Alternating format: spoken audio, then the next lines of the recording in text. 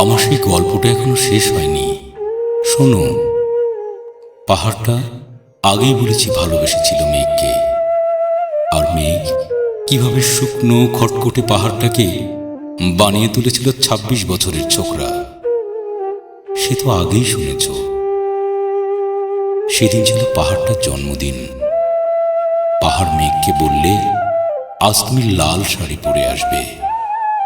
মেঘ পাহাড়কে বললে, আজ তোমাকে স্নান করিয়ে দেব চন্দন জলে। ভালোবাসলে নারীরা হয়ে ওঠে নরম নদী, পুরুষেরা জ্বলন্ত কাঠ। সেইভাবেই মেঘ ছিল পাহাড়ের আলিঙ্গনের আগুনে, পাহাড় ছিল মেঘের ঢেউ জলে। হঠাৎ আকাশ জুড়ে বেজে উঠল জ্বরের ঝগচম্প। ঝাঁকড়া চুল উড়িয়ে চিন্তায়ের ভঙ্গিতে ছুটে এলো এক ঝাঁক হাওয়া। মেঘের আঁচলে টান মেরে বললে, ওই ছুরি, তোর বিয়ে। এখনো শেষ হয়নি গল্পটা।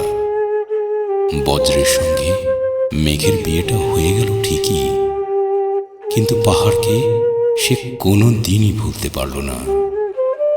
বিশ্বাস না হয় তো চিরে দেখতে পারো পাহাড়ের হাড় পাঁজর, ভেতরে থই থই করছে।